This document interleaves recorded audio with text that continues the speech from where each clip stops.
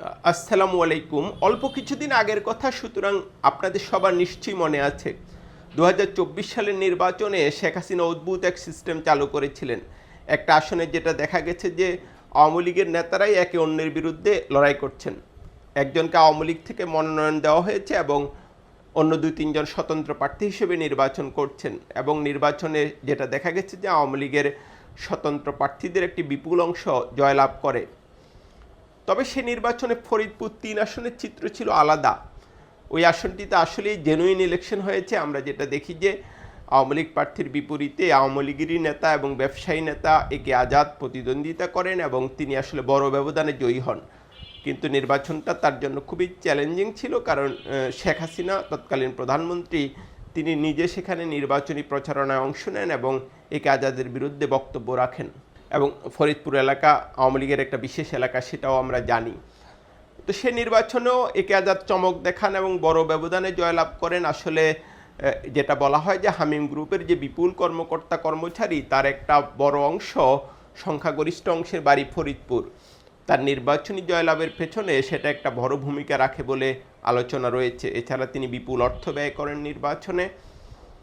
সে যাই হোক, নির্বাচনের পর একে আজাদের নেতৃত্বে আওয়ামী লীগের যে স্বতন্ত্র প্রার্থীরা, তাদের একটা স্বতন্ত্র জোট হওয়ার আলোচনা ছিল, মানে তারাই হবেন বিরোধী দল এবং বা বিরোধী জোট। পরবর্তীতে অবশ্য সম্ভবত শেখ হাসিনা গ্রিন সিগন্যাল না দেওয়ায় সেটা আর এগোয়নি। আমরা যেটা দেখি, জাতীয় পার্টি যথারীতি গৃহপালিত বিরোধী দলের ভূমিকা রাখে। এখন যে তথ্যটা বলছি আমি, এটা আসলে একদম শতভাগ নিশ্চিত কোনো তথ্য আমার হাতে নেই, কিন্তু রাজনীতির পর্দার আড়ালে এক ধরনের গুঞ্জন রয়েছে আগামী নির্বাচনে একে আজাদ একটা গুরুত্বপূর্ণ ভূমিকা রাখতে পারেন। এরই মধ্যে যেটা জানা যাচ্ছে যে ফরিদপুর ৩ আসনে তিনি স্বতন্ত্র প্রার্থী হিসেবে নির্বাচন করবেন এবং এক ধরনের নির্বাচনী ক্যাম্পেইন হালকা টুকটাক তিনি শুরুও করেছেন, এবং বর্তমান সরকারের আমলেও আমরা যেটা দেখছি একে আজাদ একটা ভালো অবস্থানে রয়েছেন। তিনি তার মালিকানাধীন মিডিয়াও রয়েছে বেশ, একটি পত্রিকা, তিনি সমকালেরও মালিক এবং চ্যানেল 24-এরও মালিক। তো যেটা বলছিলাম যে আগামী নির্বাচনে একে আজাদের ভূমিকাটা গুরুত্বপূর্ণ হয়ে উঠতে পারে এবং তার নেতৃত্বে একটি স্বতন্ত্র জোট আসলে নির্বাচনে বড় প্রভাব রাখলেও রাখতে পারে। গোপালগঞ্জের গতকালের ঘটনা কিন্তু অন্য একটা ইঙ্গিত দেয়। আপনি মোটামুটি নিশ্চিত থাকেন যে সে এলাকায় আওয়ামী লীগের প্রার্থীরা স্বতন্ত্র প্রার্থী হিসেবে নির্বাচনে প্রতিদ্বন্দ্বিতা করবে, এমন আরও বেশ কিছু আসন বাংলাদেশে রয়েছে। মানে হচ্ছে, আওয়ামী লীগ নিষিদ্ধ থাকলেও কিংবা আওয়ামী লীগ নির্বাচনে অংশ না নিলেও আওয়ামী লীগের কিছু নেতা বিদ্রোহী হিসেবে বলা ঠিক হবে না, স্বতন্ত্র প্রার্থী হিসেবে তারা নির্বাচনে প্রতিদ্বন্দ্বিতা করবেন এবং গোপালগঞ্জের মতো এলাকায় তাদের জয়লাভের সম্ভাবনা কিন্তু এখনও বিপুল।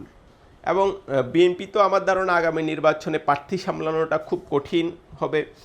একটি আসনে, অনেক আসনেই বিদ্রোহী প্রার্থী থাকতে পারে এবং পরিস্থিতিটা একটা জটিল সমীকরণে যেতেও পারে। সেই রকম কোনো পরিস্থিতি উদ্ভব হলে একে আজাদের নেতৃত্বে একটা স্বতন্ত্র প্রার্থীদের কোনো একটা জোট হয় কি না, সে ব্যাপারে মনে হয় বাংলাদেশের রাজনীতিতে এক ধরনের আলোচনা রয়েছে এবং এটা একদম উড়িয়ে দেওয়া যায় না। রাজনীতি আসলেই খুব জটিল।